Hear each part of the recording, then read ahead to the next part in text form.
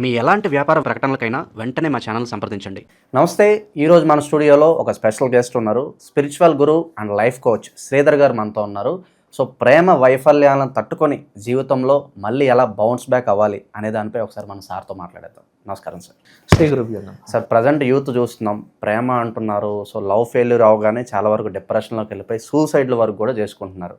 So ఈ ప్రేమ వైఫల్యాలను తట్టుకొని సో మళ్ళీ వాళ్ళ జీవితాల్లో వాళ్ళ కంబ్యాక్ ఇచ్చుకోవడం ఎలా అంటారు? ఓవరాల్గా కంబ్యాక్ ఇవ్వాలంటే మైండ్ సెట్ అనేది చాలా స్ట్రాంగ్గా ఉండాలి.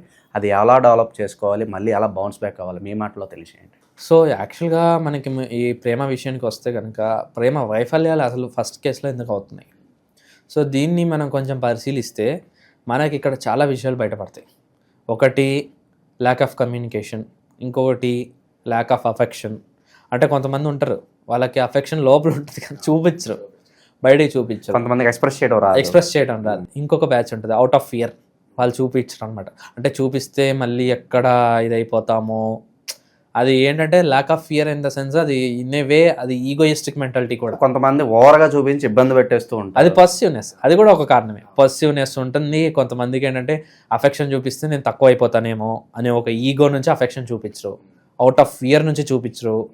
కొంతమంది వాళ్ళకి ఉంటుంది కానీ ఏం చేస్తాం, ఏం చేయలేం, ఆ కమ్యూనికేషన్ గ్యాప్ వస్తుంది. అంటే ఎక్స్ప్రెస్ చేయలేకపోతూ ఉంటారు. వాళ్ళ స్టైల్ వాళ్ళు ఎక్స్ప్రెస్ చేస్తుంటారు కానీ అది అవతల వాళ్ళకి రీచ్ అవ్వదు.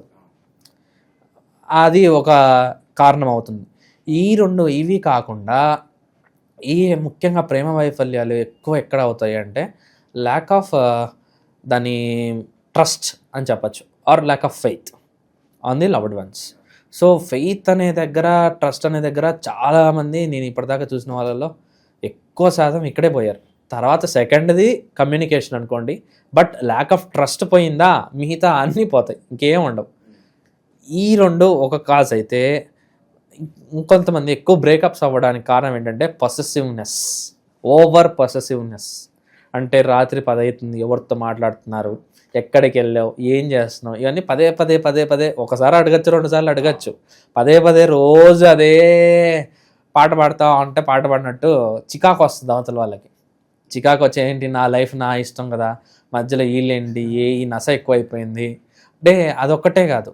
ఇక్కడ వాళ్ళలో 2 యాంగిల్స్ ఉంటాయండి. ఒకటి ఇది వస్తుంది, అట్ ద సేమ్ టైం ఆ పాజిటివ్నెస్ని ఎంజాయ్ చేసే టైప్ ఒక టైప్ ఉన్నారు, పాజిటివ్నెస్ని ఎంజాయ్ చేయని వాళ్ళ టైపు ఒకటి ఉన్నారు. కొంతమంది అది కోరుకుంటారు, కొంతమంది అది కోరుకోరు.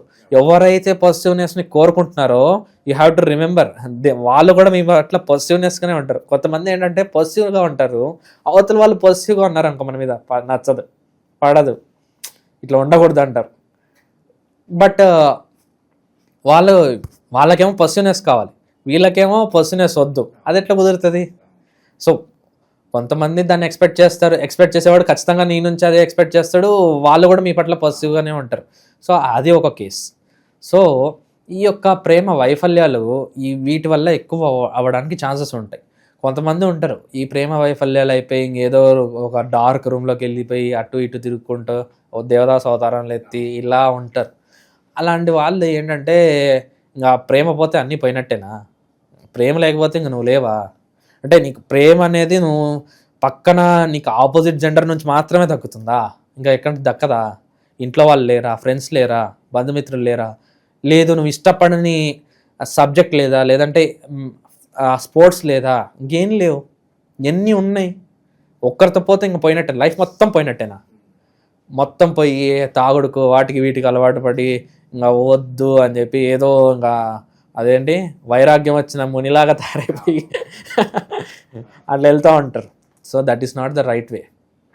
సో ప్రేమ వైఫల్యాలకు వెళ్ళిపోయి ఇంకా ఎంత అయిపోయిందని చెప్పి సూసైడ్ మెంటాలిటీలోకి వెళ్ళడం, లైఫ్ని అంతా పోగొట్టుకోవడం, ఇది అంతా కూడా వరస్ట్ బిహేవియర్. అది ఇంకా సూసైడ్ మెంటాలిటీలోకి వెళ్ళిన వాళ్ళు ఏంటంటే ఇంకా వాడు తప్పంగా ఎవరు లేడు, ఆమె తప్పంగా ఎవరు లేదని. ఏం లేదు, ఇదేం లోకం ఇది. ఈడ మేము ఒక 10 మందిలో కూర్చోబెట్టి మిమ్మల్ని 5 మందిలో కూర్చోబెట్టి వీళ్ళల్లోనే సెలెక్ట్ చేసుకోమని చెప్పారా మీకు? లేదు కదా. ఎంతమంది ఉన్నారు. ఇప్పుడు మీకు ఇంకొకటి తెలీదు, బ్రేకప్స్ అయి ఉంటారు కదా, ప్రేమ వైఫల్యాలు అయి ఉంటాయి కదా.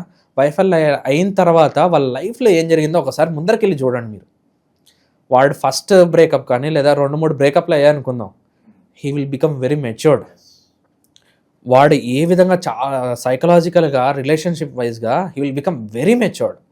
వాడికి ఫ్యూచర్లో మ్యారేజ్ అయింది అనుకోండి, లేదా ఆ వ్యక్తికి లేడీస్ కానీ జెంట్స్ కానీ వాళ్ళు చేసే వాళ్ళ యొక్క బిహేవియర్ కానీ వాళ్ళు చూపించే యాటిట్యూడ్ కానీ they will become so matured. So ప్రేమ వైఫల్యాలు అనేవి అదొక నెగిటివ్, అది కాకూడదు మా జీవితంలో, మాది ఫస్ట్ లవ్ సక్సెస్ లవ్ అంటే that is in a way that is not the right thing. ప్రేమ వైఫల్యాలు అయ్యి దాని తర్వాత ఏదో ఒక దాంట్లో సక్సెస్ అయి ఉంటాడు కదా, వాడికి లైఫ్ అంటే ఏంటో తెలుస్తుంది, వాడికి నిజమైన ప్రేమ అంటే ఏంటో వాడికి తెలుస్తుంది. ఎందుకంటే ప్రేమ వైఫల్యాలు అనేది is nothing but it is a lesson to be learned. నువ్వు అది నేర్చుకోలేదు, నీలో యాటిట్యూడ్ లేదు, ఇది ఫెయిల్యూర్ అయింది, నేర్చుకో, తప్పేముంది. మళ్ళీ నీకు ఆ లెసన్ వచ్చింది కదా, so that lesson will protect you like anything in your life. So ప్రేమ వైఫల్యాలు అనేది in a way it is the best thing that has happen to you. అది అందరికి కాదు, అందరు ఏం లవ్ మ్యారేజ్ చేసుకోరు కదా, అందరికి ఏం లవర్స్ ఉంటారు కదా. సో ప్రేమ వైఫల్యాలు అనేది ఒక వ్యక్తి జీవితంలో అది వ్యక్తిగతం అవ్వచ్చు, పర్సనలే, but it has become a very good lesson. ఫ్యూచర్లో మళ్ళీ మీరు ఆ రోజు నాకు ఈ విధంగా జరిగింది కాబట్టి నేను ఈ విధంగా ఉన్నాను అని చెప్పుకునే రోజు ఖచ్చితంగా ఒకటి వస్తుంది. దానివల్ల మీరు కృతజ్ఞత పొందే రోజు తప్పకుండా మీ లైఫ్లో వస్తుంది. కాబట్టి ప్రేమ వైఫల్యాల దగ్గర మీరు ఎవ్వరూ ఆగిపోవద్దు. ప్రేమ వైఫల్యాలు అనేవి it is just a part of life, not the life. Okay, so apart from this, ఈ ప్రేమ వైఫల్యాలలో కూడా ఏంటంటే ఇంకొక one of the main reason ఏంటంటే హీటెడ్ ఆర్గ్యుమెంట్స్. అంటే ఈ హీటెడ్ ఆర్గ్యుమెంట్స్ అనేవి పక్కన ఎక్కడో జరుగుతాయి, వాళ్ళ ఆఫీస్లోనే జరుగుతాయి, కొలీగ్స్తోనే జరుగుతాయి, ఫ్రెండ్స్తోనే జరుగుతూ ఉంటాయి. సో అవి తీసుకొని వస్తారు, క్యారీ ఫార్వర్డ్ అవుతూ ఉంటాయి మైండ్లో బగ. ఎందుకంటే అందరి దగ్గర అనలేం కదా, ఆఫీస్లోకి వెళ్ళి బాస్ ముందు అరచేస్తా, కొట్టేస్తా, తిట్టేస్తా అంటే ఎక్కడైతే సినిమాలో చూపించినట్టు కాదు కదా. అదేదో సినిమాలో ఉంటుంది, వాడు అర్జున్ రెడ్డి సినిమాలో వాడు తీసి ఐడి కార్డు ఇసురుకోవటం, అట్లా చేయలేం కదా అన్ని చోట్ల. చేస్తే ఏంటి, ఇది ఏం సమాజం, మనం బతుకుతుంది real life, not real life. So అలాంటి టైంలో ఏంటి అంటే హీటెడ్ ఆర్గ్యుమెంట్స్ వచ్చినప్పుడు అవి రాకుండా ఎస్కేప్ చేసుకోవడానికి మ్యాక్సిమం ట్రై చేయొచ్చు, బట్ వస్తాయి ఒక్కోసారి, తప్పదు. అట్లా వచ్చిన తర్వాత మీరు మీ యొక్క బిలవ్డ్ వన్స్ దగ్గరికి వెళ్ళేటప్పుడు ఎవరైనా కానివ్వండి, either your mother or father or your wife or your girl friend or anything, ఇది అందరికీ అన్ని ఏజ్ గ్రూప్స్ వాళ్ళకి చెప్తున్నా. సో అలా వెళ్ళేటప్పుడు మీకు అవి క్యారీ ఫార్వర్డ్ కాకుండా చూసుకోండి. అవి క్యారీ ఫార్వర్డ్ అవుతాయి, కాకుండా ఎలా చేయాలి? So there is a beautiful technique, small technique, చాలా చిన్న technique, but it will work. So మీరు ఏం చేయొచ్చు, హీటెడ్ ఆర్గ్యుమెంట్ నుంచి మీరు ఇంటికి వస్తానే మీరు ఎవరితో మాట్లాడద్దు. ఫస్ట్ ఒక 10 నిమిషాలు మాట్లాడకుండా సైలెంట్గా నాకు పీస్ ఆఫ్ మైండ్ కావాలని చెప్పేసో, లేదంటే స్నానానికి వెళ్తున్నట్టు రూమ్ డోర్ లాక్ వేసుకొని ఒక్క 2 నిమిషాలు మీరు ఏం చేయొద్దు, కళ్ళు మూసుకోవద్దు, ఏం చేయొద్దు, డీప్ బ్రీత్ తీసుకోండి. బెల్లీ ఫుల్ అంటే బ్రీత్ తీసుకుంటే బెల్లీ బటన్ అనేది బయటికి రావాలి, బెల్లీ మళ్ళీ లోపలికి వెళ్ళాలి. అలా ఒక 5 to 7 బ్రీత్స్ తీసుకొని, లేదా మ్యాక్సిమం ఒక 10 బ్రీత్స్ తీసుకొని వెళ్ళి మాట్లాడండి. అప్పుడు మీరు కూల్ డౌన్ అయిపోతారు. సో దీనివల్ల ఏంటంటే you will be saving your marriages. So ఈ టెక్నిక్ పేరు ఏదైనా ఉందా? ఈ టెక్నిక్ పేరు ఏముంది, ఏం లేదు. టెక్నిక్ అంటే ఏ పేరు ఏం లేదు, just it is a technique. అంటే ఇది ఒక switch on and switch off technique అని చెప్పచ్చు. సో దీనివల్ల ఏంటంటే మీకు ఆ హీటెడ్ ఆర్గ్యుమెంట్స్ ఆ ఎనర్జీని క్యారీ ఫార్వర్డ్ చేయడం అంటూ ఉండదు.